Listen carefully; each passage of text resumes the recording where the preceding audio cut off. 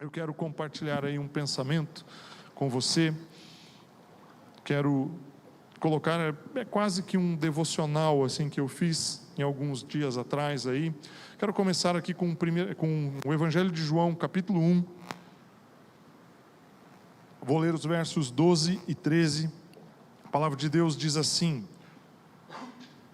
Mas a todos quantos o receberam, deu-lhes o poder de serem feitos filhos de Deus, a saber, aos que creem no seu nome, os quais não nasceram do sangue, nem da vontade da carne, nem da vontade do homem, mas de Deus. Eu vou ler novamente esse texto.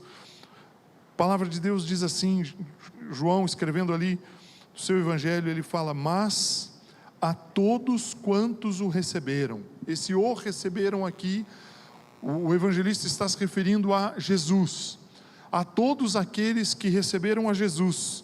E aí ele fala outras duas coisas aqui que são extremamente importantes. Deu-lhes o poder de serem feitos filhos de Deus. Meu irmão, se você recebeu a Jesus, se você crê em Jesus, Deus te deu um poder. E a palavra poder aqui não é o poder de força, não é o poder do dunamis, não é o mesmo poder que está escrito lá em Atos 1:8. O poder que está escrito, a palavra poder aqui quer dizer direito, te deu a capacidade. É como se eu dissesse assim: eu tenho poder, ou eu posso pegar essa taça e levantá-la, eu tenho a capacidade de fazer isso. Os meus braços funcionam perfeitamente, eles não têm um peso excessivo. Então o poder que está descrito aqui está relacionado a você ter capacidade de conseguir, de fazer algo. E João escreve que você tem o poder de ser feito filho de Deus. E aí ele finaliza o versículo, né? Não era um versículo quando ele escreveu, mas o versículo se finaliza aqui dizendo assim: a saber, aos que creem no seu nome, no nome de Jesus. Então aqui tem dois segredos, né? Não são segredos, evidentemente estão escritos aqui há mais de 2000 anos. Se você receber a Jesus, se você crer no nome dele, Deus te dá a capacidade de se tornar filho. Nós temos insistentemente, né? Todos os domingos, a cada semana, nós trazemos uma mensagem e geralmente é muito incomum nós não darmos uma ênfase nesse aspecto, de que você é filho.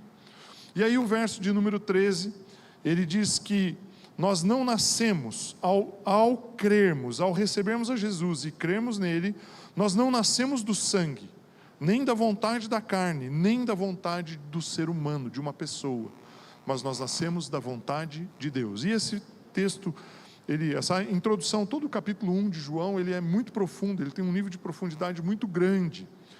E esses dois versículos, eles falam algo extraordinário. Deus, ele nos criou lá no Éden. Adão caiu, pecou, ele desobedeceu a Deus, ele se afastou de Deus. A desobediência de Adão fez uma separação entre o ser humano e Deus. E a partir dali, todo ser humano que foi gerado, ele foi gerado em uma constituição pecaminosa, destituído da glória de Deus. Eles não eram, os nossos antepassados, os nossos ancestrais, desde Adão, eles eram apenas criaturas de Deus, nascidos como criaturas de Deus, e não como filhos. E aí então você sabe, né, a maioria de vocês que eu conheço aqui sabe que tem uma história, toda uma trajetória, todo o relato bíblico, de todas as formas como Deus busca uma aliança. Ele busca uma aliança com o povo de Israel através de Abraão, depois vem a lei através de Moisés, e Deus ele vai construindo ao longo da história uma maneira de que o homem possa se relacionar com ele, até que então Jesus Cristo nasce de uma forma extraordinária, de uma forma miraculosa, de uma maneira completamente inusitada, através de um milagre, da concepção do Espírito Santo.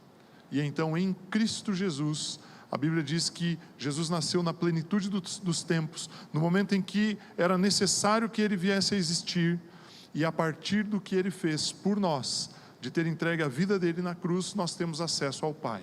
E aí então João, relatando isso depois da morte e ressurreição de Jesus, evidentemente quando ele escreveu o seu evangelho, Jesus já havia subido aos céus. ele então faz essas afirmações, declarando que nós somos filhos. E aí entra então um pensamento, uma maneira de pensar, e aí por isso que eu falo para vocês, talvez seja muito mais um devocional meu, que eu estou compartilhando com você hoje. Porque a partir do momento em que eu me torno filho, que eu tenho uma nova origem, eu sou uma nova criação, as coisas mudaram a partir do momento em que eu deixei, que eu aceitei a Jesus e Ele entrou na minha vida. O que é ou como é que as coisas vão se desenrolar a partir desse momento? E isso constantemente eu tenho meditado a respeito disso. Qual é a minha postura enquanto filho? O que eu devo fazer como filho de Deus? A partir do momento em que eu entendo que eu sou filho. Graças a Deus, nós, eu e a Andréia, temos 2 filhos. E é curioso você olhar os dois, hoje, Davi aí mais alguns meses faz 18 anos, a Isabela já tem mais de 18 anos. E você começa a olhar e vai fazendo uma retrospectiva dos momentos em que nós vivemos juntos ali como família, desde o início, desde o nascimento deles, desde o momento em que eles entraram nas nossas vidas, e como as coisas vão se desenrolando, e você vai percebendo que, apesar de estarem expostos a um mesmo ambiente, a uma mesma circunstância, a grande maioria do tempo convivendo conosco, e nos ambientes ou com as pessoas que nós convivemos, as características pessoais, elas são diferentes. Eu tenho somente 2 filhos, meu pai, por exemplo, teve 10 irmãos, uma família consideravelmente grande, 11 filhos a minha avó teve. E é curioso você olhar, olhar os meus tios, hoje infelizmente alguns já partiram, teve um até que eu não tive a oportunidade de conhecê-lo, mas quando você olha a estrutura e você vê as pessoas, você percebe, olha, nasceram da mesma casa, nasceram dos mesmos pais, cresceram no mesmo ambiente, mas têm características diferentes. São pessoas que têm comportamentos diferentes, que têm atitudes diferentes. E aí quando eu olho Deus franqueando uma oportunidade para que nós sejamos filhos dessa maneira, assim, nos tornarmos filhos de Deus, e aí eu fico pensando, Senhor, hoje tem 7 bilhões de pessoas pisando nessa terra, mais até, está chegando quase a 8 bilhões. O seu desejo é que todos conheçam a Jesus, aceitem a Jesus, entreguem as suas vidas, tenham Jesus como seu Senhor e Salvador e se tornem seus filhos. Se quando eu olhava para a família do meu pai lá, os 8, 9 irmãos dele que eu conheci, já eram diferentes. Quando eu olho para os meus filhos, que cresceram no mesmo ambiente que eu, já são diferentes, você imagina Deus olhar para esse banco, para todo esse número de pessoas, olhar para cada um de nós, para cada um de vocês que está aqui, como nós nos comportamos de maneira diferente. E aí, nesse pensamento, nessa linha de raciocínio, eu gostaria de ler uma história que você conhece provavelmente muito bem, está em Lucas capítulo 15, quero ler dos versos 11 até o final aqui da história, da parábola. Peço aí um pouquinho da sua paciência, que ela é um pouquinho mais longa do que o normal, São 20 e poucos versículos aqui que eu vou ler. Abra o seu coração, abra os seus pensamentos aí, vamos ler a palavra de Deus. E o texto diz assim, que Jesus ele continuou, ele estava contando uma sequência de parábolas, e aí o verso 11 inicia com essa palavra. Continuou, certo homem tinha 2 filhos. O mais moço deles disse ao pai, Pai, dá-me a parte dos bens que me cabe. E ele lhes repartiu os haveres. Passados não muitos dias, o filho mais moço, ajuntando tudo o que era seu, partiu para uma terra distante, e lá dissipou todos os seus bens, vivendo dissolutamente. Depois de ter consumido tudo, sobreveio àquele país uma grande fome, e ele começou a passar necessidade. Então ele foi e se agregou a um dos cidadãos daquela terra, e este o mandou para os seus campos a guardar porcos. Ali desejava ele fartar-se das alfarrobas que os porcos comiam, mas ninguém lhe dava nada. Então, caindo em si, disse, quantos trabalhadores do meu pai, vou repetir aqui, quantos trabalhadores de meu pai têm pão com fartura, e eu aqui morro de fome?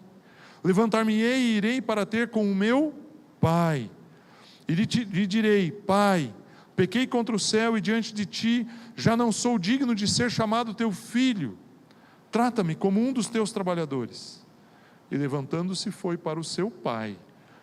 Vinha ele ainda longe quando o seu pai o avistou, e compadecido dele, correndo, o abraçou e beijou. E o filho lhe disse: Pai, pequei contra o céu e diante de ti, já não sou digno de ser chamado teu filho. O pai, porém, disse aos seus servos: Trazei depressa a melhor roupa, vestiu, ponde-lhe um anel no dedo e sandálias nos pés. Trazei também e matai o novilho cevado. Comamos e regozijemo-nos, porque este meu filho estava morto e reviveu, estava perdido e foi achado. E começaram a regozijar-se. Verso 25. Ora, o filho mais velho estivera no campo, e quando voltava, ao aproximar-se da casa, ouviu a música e as danças. Chamou um dos criados e perguntou-lhe o que era aquilo. E ele informou: Veio teu irmão, teu pai mandou matar o novilho cevado, porque o recuperou com saúde. Ele se indignou e não queria entrar. Saindo, porém, o pai procurava conciliá-lo. Mas ele respondeu a seu pai: Há tantos anos que te sirvo sem jamais transgredir uma ordem tua, e nunca me deste um cabrito sequer para alegrar-me com os meus amigos. Vindo, porém, este teu filho, que desperdiçou os teus bens com meretrizes, tu mandaste matar para ele o novilho cevado. Então lhe respondeu o pai: Meu filho, tu sempre estás comigo, tudo que é meu é teu. Entretanto, era preciso que nos regozijássemos e nos alegrássemos, porque esse teu irmão estava morto e reviveu, estava perdido e foi achado. Aqui nós conseguimos ver como Jesus, através de uma parábola, ele representa para aqueles homens no seu tempo, como é o relacionamento de um pai. E uma das grandes características de Jesus, uma das marcas mais importantes do seu ministério, foi demonstrar e expressar para todo o povo judeu, para todas as pessoas, que Deus era o seu Pai. Os judeus, eles enxergavam Deus como sendo Deus, um ser que deveria ser adorado, que deveria ser reverenciado, mas que deveria ser servido de uma maneira em que o relacionamento era um relacionamento de servo e senhor, e que se eu não cumprisse uma série de regras e de um conjunto de normas, eu poderia ser punido. E nós podemos ver isso ao ler o Velho Testamento, quando lemos lá Levítico, Deuteronômio. Se você pegar Deuteronômio 28, você vai encontrar a primeira parte do capítulo com bênçãos condicionais. Se você pegar a segunda parte, não é bem a segunda parte, é de um bom tanto ali do começo até o final, que são muitos versículos, eu não me lembro de cabeça agora, se eu não me engano são uns 40 versículos trazendo as maldições, que se eles descumprissem a palavra de Deus, viriam sobre a vida deles. O relacionamento dos judeus com Deus era esse: eu faço certo, mereço, recebo algo. Eu faço errado, mereço, recebo algo ruim. Essa era a forma como aqueles homens viam a vida. Mas Jesus entra no meio deles e começa a expressar: olha, Deus é meu pai, eu tenho um relacionamento de filho com Ele. Deus quer ser o seu pai. Deus, Ele é um pai amoroso. Quando os seus discípulos pedem para Ele: Jesus, nos ensina a orar, a primeira palavra que Ele expressa ao ensinar uma oração é Pai Nosso. Ele começa com uma expressão de paternidade.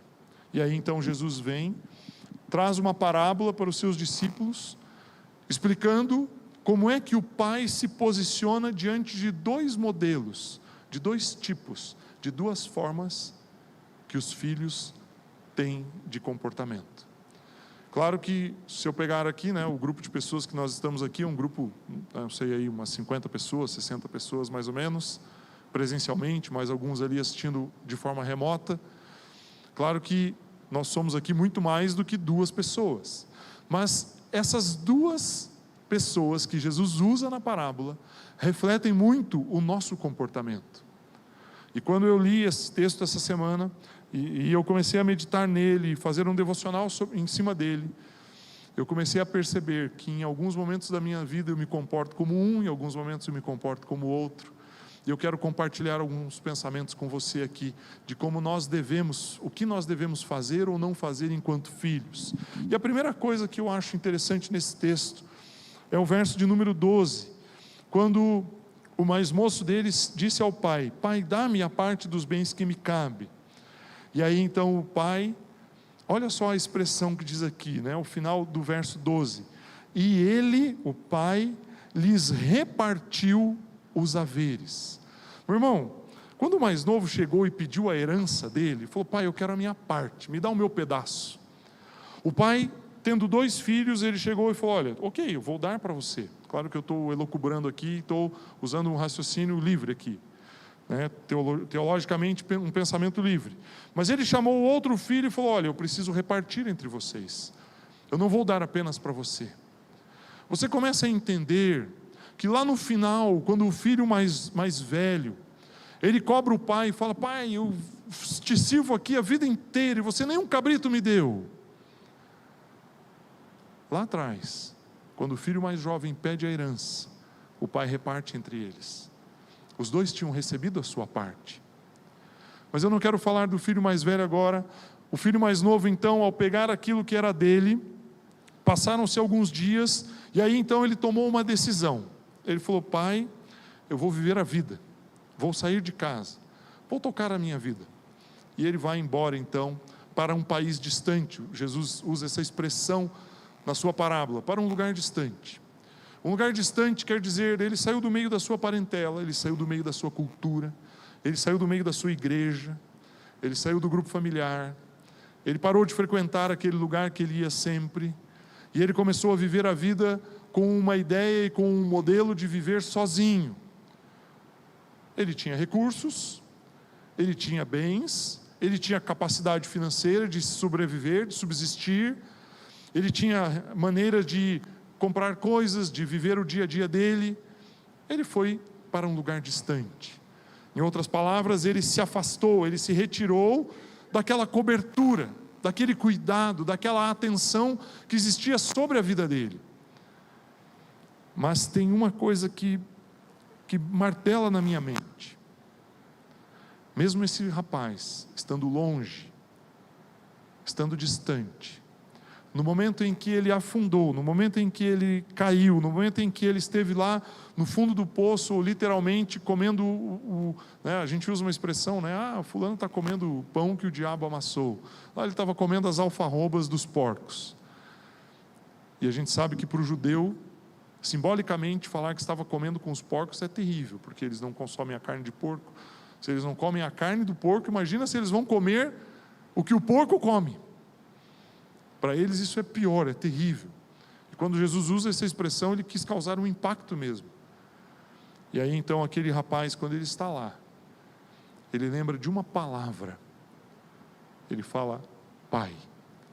Meu irmão, mesmo quando nós, e aí eu quero aplicar isso aqui a você, quando nós estamos sozinhos, quando nós saímos de perto do pai, quando nós estamos distantes, quando nós nos afastamos, você não deixa de ter um pai. Você pode ter tomado uma decisão, você pode ter resolvido caminhar sozinho, se afastar, ir longe da sua casa, sair da cobertura. Você pode ter decidido isso, isso pode estar assentado no coração. Algum tempo atrás, já tem alguns anos, um irmão que era aqui da igreja, apacentador de grupo familiar, me procurou, sentamos, tivemos uma conversa, e ele falou assim: Ivo, eu não preciso de igreja, eu posso caminhar sozinho. Deus é meu pai, e eu vou andar, eu e a minha família, vamos ter um tempo de oração, ter um tempo de louvor, e vamos cultuar sozinhos. Meu irmão, muitas pessoas têm tido esse pensamento. Conversando com o André outro dia, por que muitas pessoas deixaram de ir à igreja? Não é daqui da Comum Cristal de Maringá, muitas pessoas que nós conhecemos deixaram de frequentar regularmente uma igreja. Depois da pandemia, a pandemia trouxe, acho que um dos grandes malefícios, claro, houveram muitas mortes, infelizmente muitas pessoas perderam a vida nesse processo, algo muito triste, pessoas que nós conhecíamos, familiares, algo muito dolorido. Mas uma das consequências mais terríveis da pandemia é o quanto as pessoas construíram um pensamento de caminhar sozinhas, de poder trabalhar em casa. Eu consigo trabalhar de home office, eu faço tudo por aqui, eu não preciso ficar saindo, não perco tempo no trânsito, não preciso deslocar, e eu consigo. E aí Satanás foi implantando uma consciência de autossuficiência no ser humano. E aí a gente percebe que esse rapaz mais ou menos pensava isso. Foi para um lugar distante. Mas ele chegou num momento da sua vida em que ele já não tinha nada. Mas ele sabia que ele tinha um pai. E naquele momento de dor, isso veio à sua mente. E aí eu quero, fazendo aqui uma pequena aplicação com você. Muitas vezes, enquanto nós pregamos, e nós somos uma igreja que crê, confessa, caminha e prega a respeito da graça. Nós sabemos que nós vivemos no tempo da graça. Não é aquilo que você faz que vai te aproximar de Deus. O que te aproxima de Deus é o que Jesus Cristo fez. E é crer nele que vai te aproximar de Deus. Mas mesmo quando nós estamos nessa condição de filhos, com a herança recebida, porque aquilo que Jesus conquistou na cruz é um direito nosso, é a nossa herança, nos pertence, nós podemos usufruir disso. Pode ser que em algum momento você fale, não, eu posso viver por conta, eu consigo viver sozinho, eu não preciso desse negócio de igreja, não preciso estar no grupo familiar, não preciso frequentar uma reunião, não preciso ter pessoas de cobertura, não preciso ter pessoas aqui orando pela minha vida, eu me viro, eu e Deus aqui, eu sou, afinal de contas, eu sou filho. Muitas vezes, muitos cristãos têm pensado assim, e quando ele se desconectou, se afastou, ele colocou o interesse dele em outras coisas. E aí as pessoas às vezes me perguntam, em algumas conversas, às vezes falam, pastor, e o cristão? O cristão pode ficar endemoniado, Satanás pode agredir o cristão. Meu irmão, quando você está distante, quando você está afastado, quando você está longe, quando você não entende quem você é, com certeza você é alvo, você é uma presa, você passa a ser um foco de um ataque, com certeza absoluta. Agora, esse jovem, ele demonstrou algo muito interessante, ele demonstrou uma capacidade de dizer assim, espera um pouquinho, eu preciso cair em mim. O verso 17 diz isso, então caindo em si. Quando nós entendemos a graça e sabemos que tudo que nós recebemos de Deus não é por mérito nosso, temos que tomar cuidado para não olhar e falar, então se Jesus já fez tudo, Tetela está consumado, ele já declarou isso, então eu não preciso de mais nada, e eu posso viver sozinho.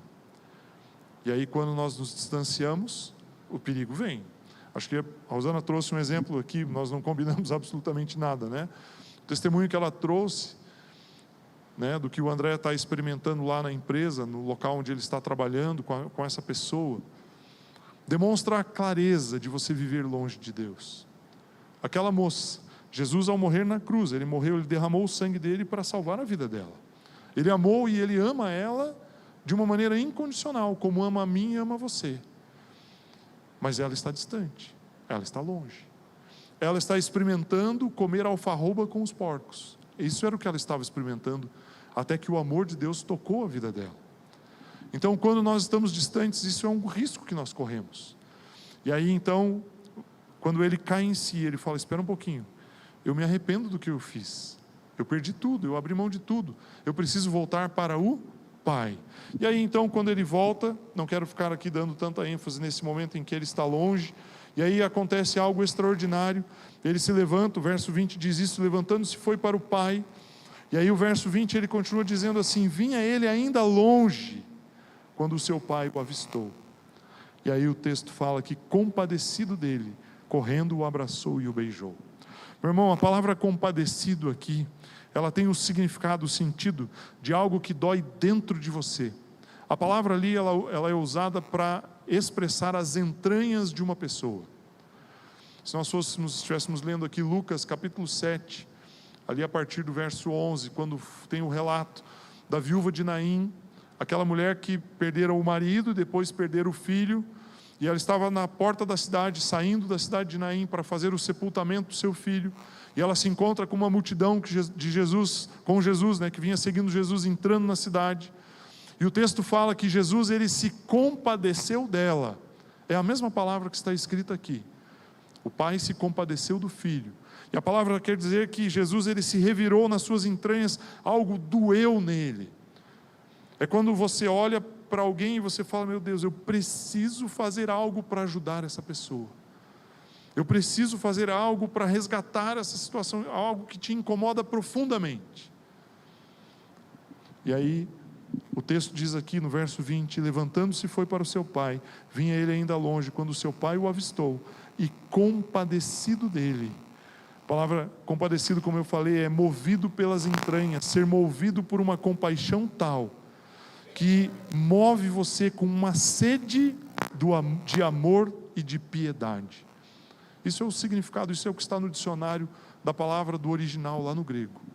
Aquele homem, ele foi movido de uma paixão tão grande, tão intensa, tão poderosa, que ao ver aquele rapaz, ele não se preocupou com o dinheiro que ele havia desperdiçado, ele não se preocupou com o que ele tinha passado, a distância que eles tinham vivido, o sofrimento que ele tinha experimentado pelo seu filho ter ido para longe. Ele não se preocupou com nada, ele se preocupou em correr em direção daquele rapaz e abraçar ele, acolher ele, declarar o amor dele sobre aquela vida. Meu irmão, eu não sei se você consegue compreender e entender, mas esse fato, ele já aconteceu com você. Você pode experimentar esse amor em qualquer momento da sua vida. Você não tem distância nenhuma entre você e o seu pai. Por mais que você possa ter caminhado e andado por alguns caminhos tortuosos, o pai continua sendo seu pai. O pai continua cuidando e amando você, a sua vida. Ele vai permanecer de braços abertos o tempo inteiro. E aí esse amor, ele vai vencer, vai sobrepor qualquer tipo de circunstância ou de situação. O pai não estava preocupado com o dinheiro. O pai não estava preocupado com o que ele havia desperdiçado, com os lugares por onde ele havia andado. Então, o primeiro aspecto que eu quero pôr aqui para você é a relação desse jovem que, enquanto filho, toma uma decisão de se afastar.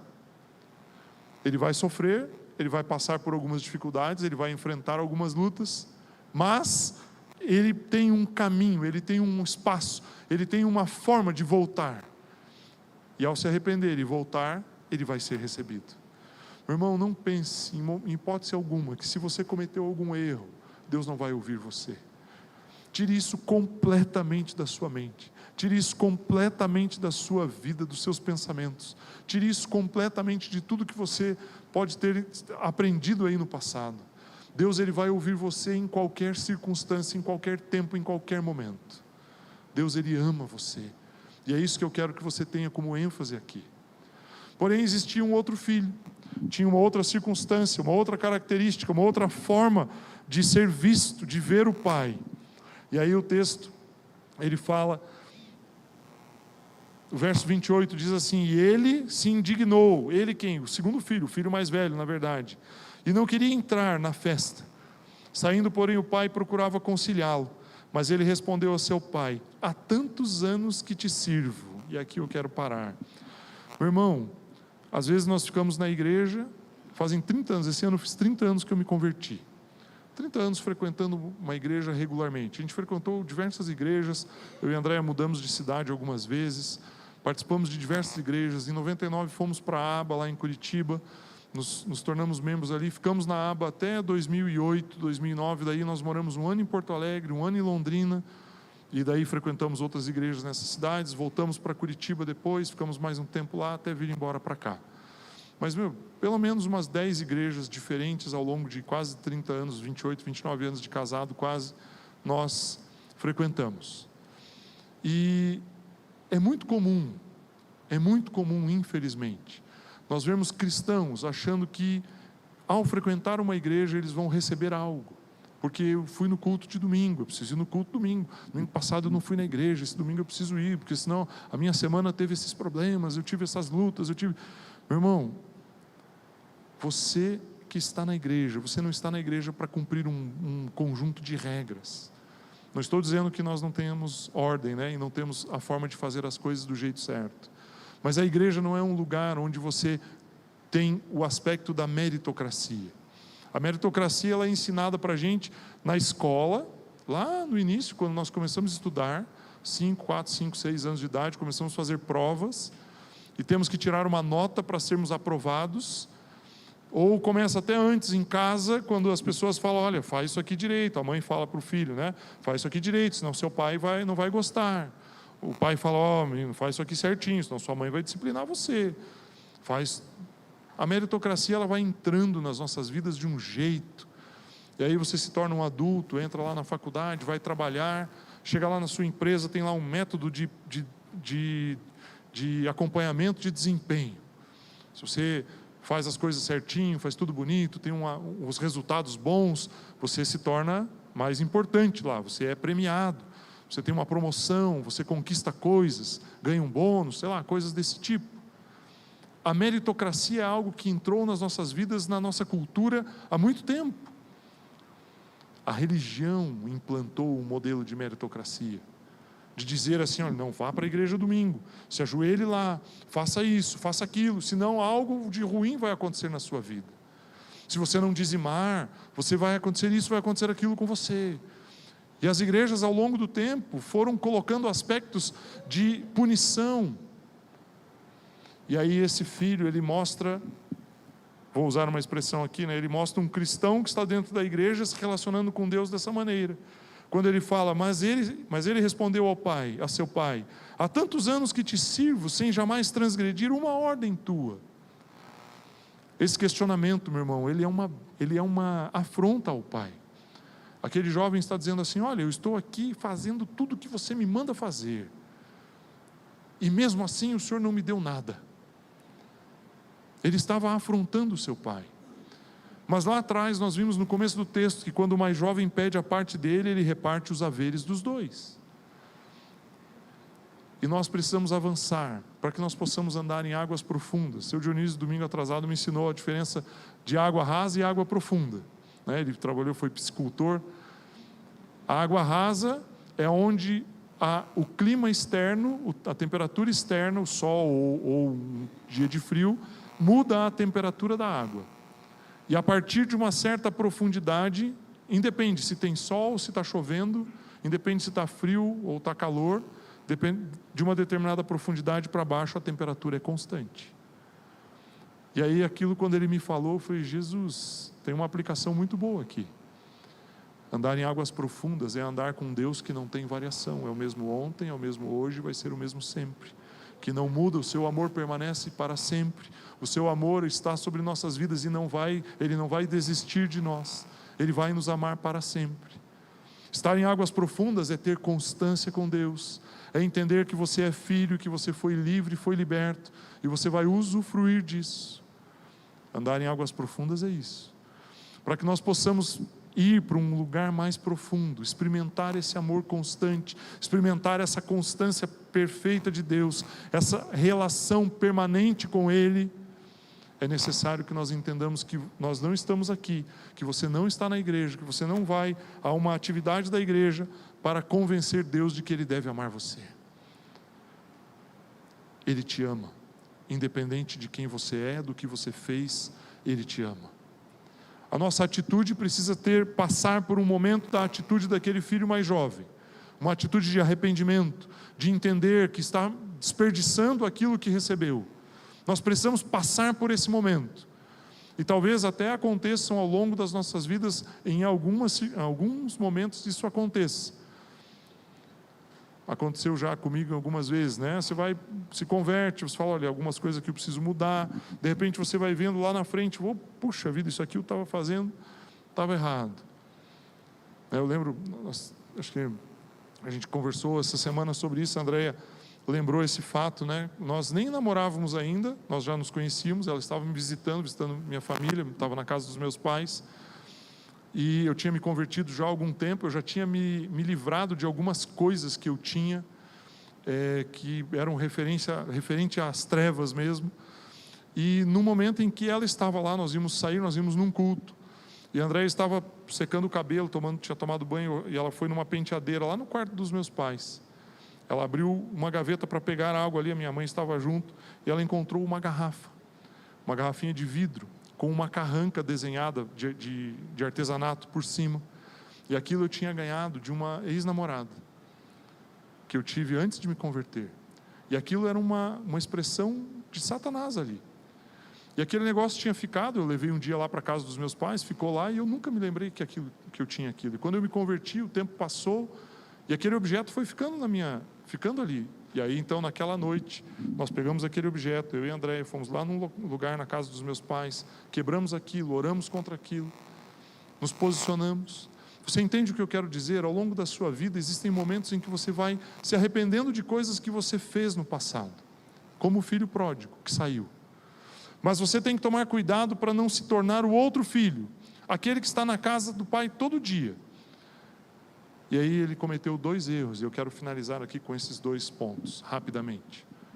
Primeiro, ele achou que ele não podia usufruir da herança, e ele quis se tornar um cumpridor de regras.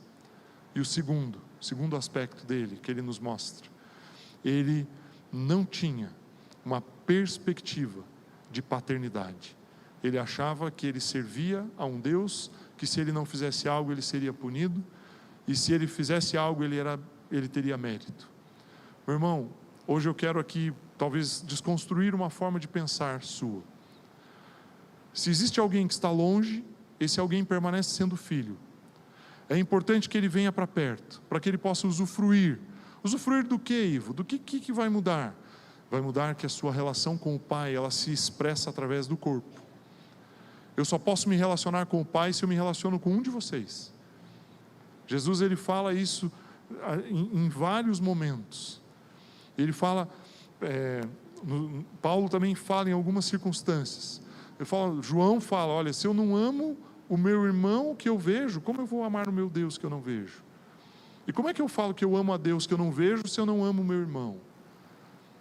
Jesus, ele fala que nós precisamos amar uns aos outros como ele, Jesus, nos amou.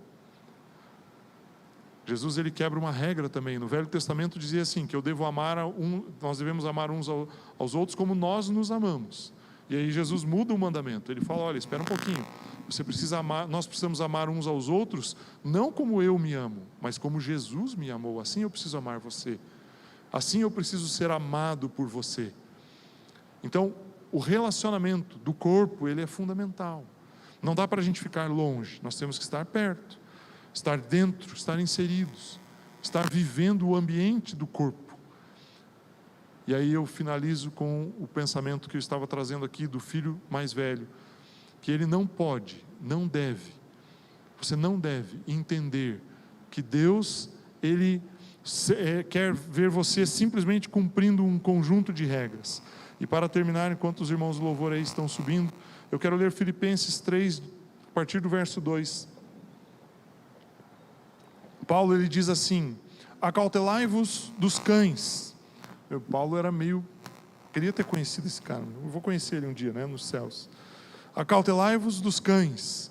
Cães aqui são pessoas más, literalmente, pessoas que cometem o mal.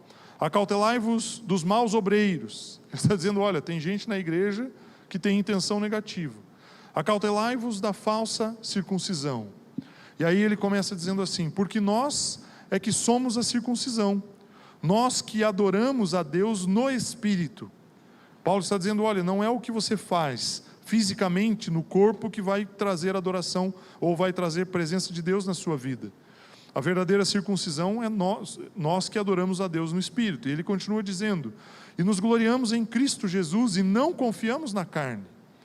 Bem que eu poderia confiar também na carne. Se qualquer outro pensa que pode confiar na carne, eu ainda mais. Circuncidado ao 8º dia, da linhagem de Israel, da tribo de Benjamim, hebreu de hebreus, quanto à lei fui fariseu. Quanto ao zelo, perseguidor da igreja, quanto à justiça que há na lei, irrepreensível. Mas o que para mim era lucro, o fato dele cumprir todas as regras para ele alcançar salvação, ele diz assim, isso para mim era lucro, mas isso eu considerei perda por causa de Cristo.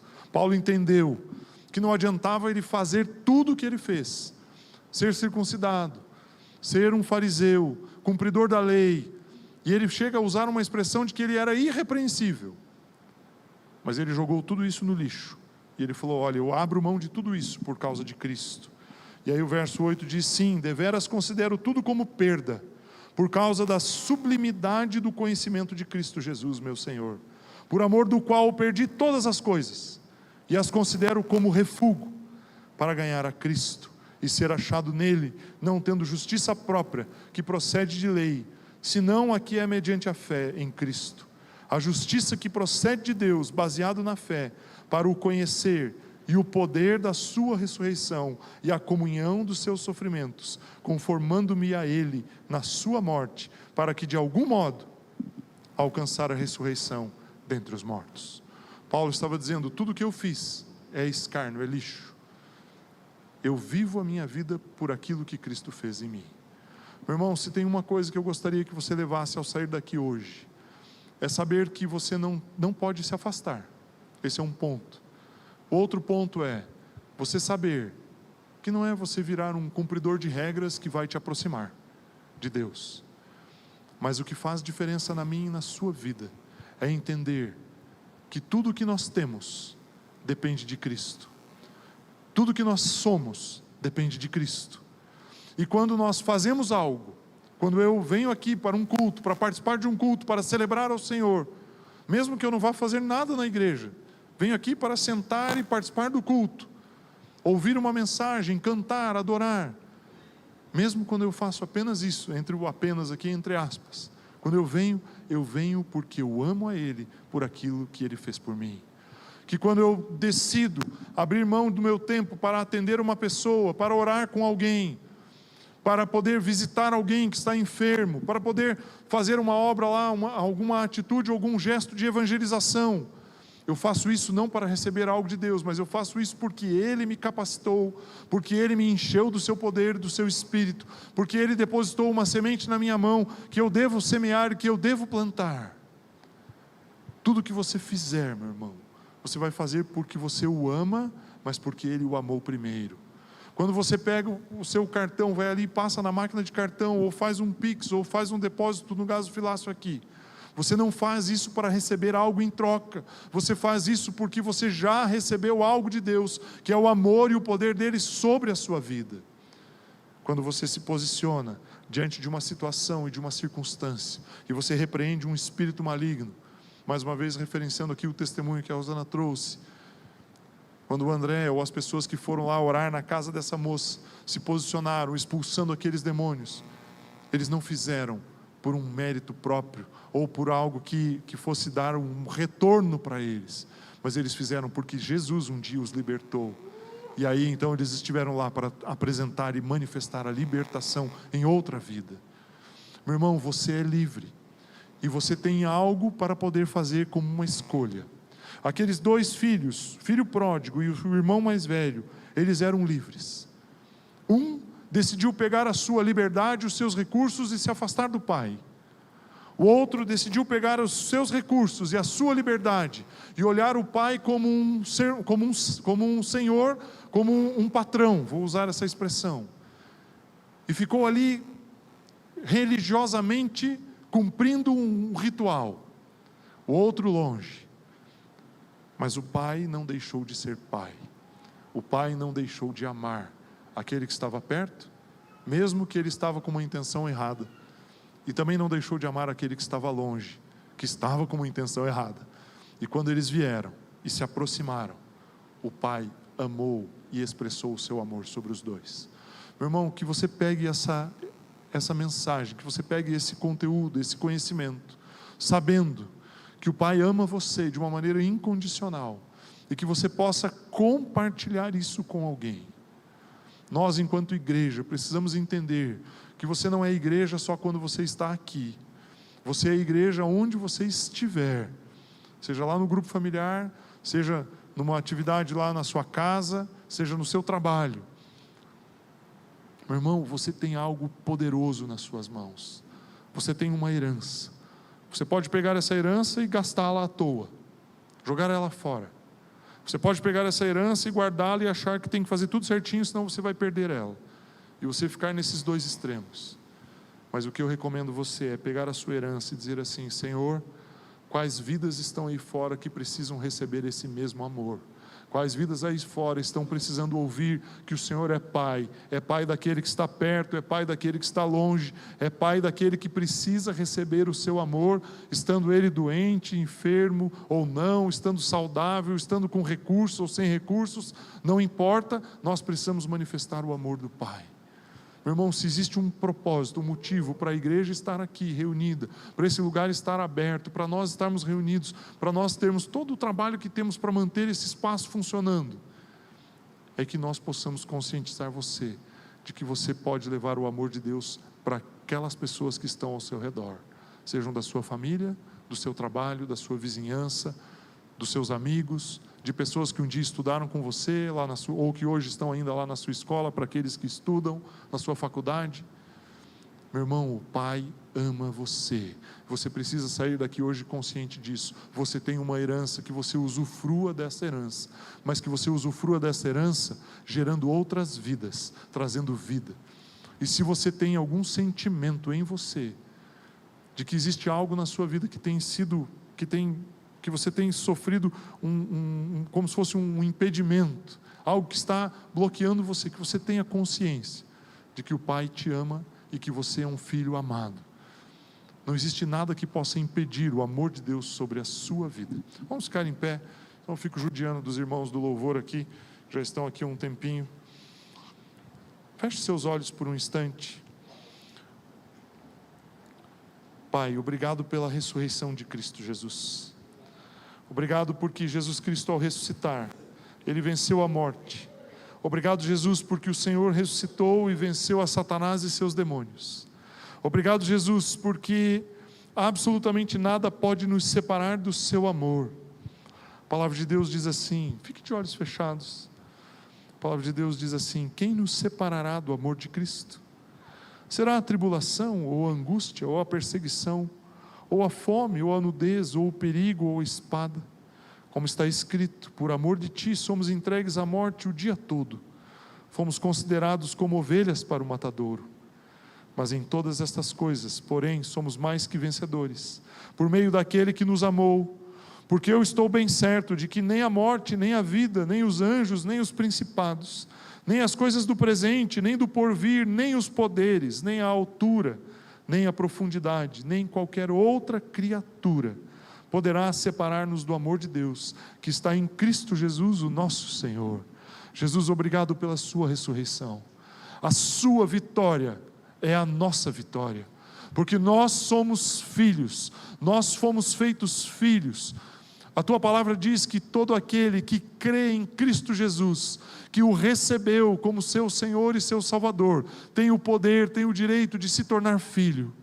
Pai, se existe alguém que hoje está aqui no nosso meio, que não tem conseguido usufruir dessa filiação, seja por estar longe, ou seja por achar que deve cumprir regras, ou cumprir algumas ordenanças, se tem alguém no nosso meio que hoje ainda não consegue usufruir dessa herança, usufruir dessa paternidade de amor, Pai, em nome de Jesus, eu declaro que o teu Santo Espírito agora irá iluminar esses corações, irá iluminar as nossas mentes, a nossa alma, para que nós possamos perceber quem nós somos em Cristo Jesus, filhos amados, e que se estamos distantes, podemos simplesmente nos arrepender, jogar tudo fora, tudo para trás, e nos aproximarmos do Pai, e o Senhor vai nos receber de braços abertos. Se estivermos perto, achando que precisamos cumprir um monte de regras para podermos ser amados, vamos entender que o seu amor está sobre nós, independente das circunstâncias. Não é o que fazemos que nos torna mais amados, mas nós fazemos porque somos amados, porque fomos alcançados por esse amor. Então expressamos o amor, abençoando outras vidas, tocando outras vidas, nos reunindo como corpo, porque nós amamos o Senhor. Obrigado, Jesus, pelo seu poder. Obrigado, Jesus, pela sua ressurreição. Obrigado, Jesus, porque o Senhor nos deu uma vitória que ninguém poderia nos dar. Obrigado, Jesus, porque não depende de nós, apenas cremos e recebemos. Somos feitos filhos de Deus por recebermos a Jesus e por crermos em Jesus. E essa filiação, ela nos dá direito de chutar as obras das trevas para longe das nossas vidas, nos dá direito de compartilhar vida e salvação com quem está ao nosso redor, nos dá direito de sermos a expressão de Cristo Jesus na terra. Obrigado, Jesus, por esse amor, por por essa manifestação de amor que é incompreensível à nossa mente. Obrigado, Jesus, pelo teu poder e pelo teu cuidado. E hoje, Pai, nesse momento, nesse tempo, eu quero declarar sobre cada pessoa que está aqui no nosso meio hoje, Pai. Pai, que cada um possa usufruir e experimentar a largura, a altura, a profundidade, o comprimento do amor de Deus que está em Cristo Jesus. Que cada um de nós possa provar. Meu irmão, eu quero desafiar você a esta semana. Você vai ter uma prova deste amor na sua vida. Que você possa experimentar, que isso se torne real na sua vida, que haja algo, que aconteça algo com você, para que você possa provar o amor do Pai sobre a sua vida, porque o nosso Pai é um Deus vivo e verdadeiro. Ele enviou o seu Filho, que ressuscitou e venceu a morte, e Ele depositou em nós o Santo Espírito, o seu Santo Espírito, para que nós pudéssemos ser guiados, consolados, confortados, dirigidos, orientados, para que nós pudéssemos ter comunhão com o Pai, e que você possa experimentar essa semana esse amor, que aconteça algo na sua rotina, no seu dia a dia, e que você possa perceber a expressão de amor, do amor de Deus sobre a sua vida, em nome do Senhor Jesus. Que você tenha uma semana excelente, cheia da graça e do favor de Deus sobre a sua casa, sobre o seu trabalho, sobre a obra das suas mãos. Tudo aquilo que você tocar irá prosperar, irá avançar. Você é uma bênção aonde você está, com as pessoas que você trata. Você é um canal de Deus para tocar na vida das pessoas, para ministrar a vida das pessoas. O poder de Deus está sobre a sua vida, está sobre você, que você possa usufruir disso, e essa semana seja uma semana de muitas vitórias, de muitas conquistas, de muitos momentos em que você possa ver e experimentar o amor de Deus.